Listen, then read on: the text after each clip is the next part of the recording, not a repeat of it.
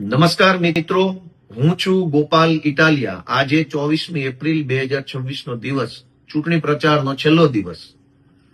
આખા ગુજરાતમાં 6000 કરતા પણ વધારે આમ આદમી પાર્ટીના ઉમેદવારો ચૂંટણી લડી રહ્યા છે.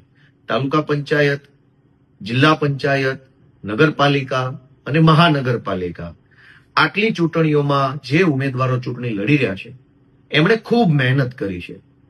અનેક યુવાનો નવા છે, પહેલી વખત ચૂંટણીમાં ઉભા છે, સામાન્ય પરિવારમાંથી આવે છે, રાજનીતિ શીખી રહ્યા છે અને નિષ્ઠાથી સમાજની સેવા કરવાનું સપનું લઈ આગળ વધી રહ્યા છે. અમારી પાર્ટી નાની છે, અમારી પાસે પૈસા નથી, અમારી પાસે બહુ બધા જાજા બધા નેતાઓ નથી.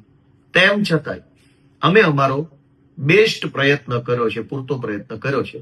અમારા નેતાઓએ બધાએ ઈશુદાનભાઈથી લઈ, ચૈતરભાઈથી લઈ, બ્રિજરાજભાઈ, પ્રવીણભાઈ રામ, મનોજભાઈ, અમારા તમામ નેતાઓ એમણે જબરજસ્ત મહેનત ચૂંટણી પ્રચાર માટે પણ કરી છે, અમારા ઉમેદવારોને માર્ગદર્શન અને મદદ આપવામાં પણ કરી છે, લોકસંપર્ક કરવામાં પણ કરી છે.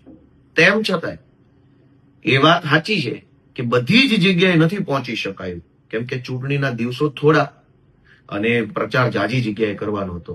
તો મારી ગુજરાતભરના સૌ લોકોને નમ્ર વિનંતી છે કે આ વખતે તક જે મળી છે એ ચૂકાઈ ન જાય. આ વખતે ભણેલા ગણેલા યુવાનો અને ઉર્જાવાન જે ઉમેદવારો આમ આદમી પાર્ટીના ઉભા છે એને તાલુકા જિલ્લા પંચાયતની ચૂંટણીમાં 2 વખત બટન દબાવવું પડશે. એક જિલ્લા પંચાયતના ઉમેદવારને ઝાડુનું નિશાન, એક તાલુકા પંચાયતના ઉમેદવારને ઝાડુનું નિશાન. નગરપાલિકા અને મહાનગરપાલિકામાં 4 વખત મત આપી અને પછી એક પીળું બટન દબાવવું પડશે.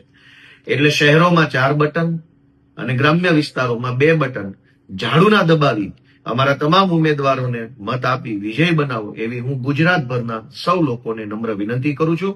જય જય ગરવી ગુજરાત.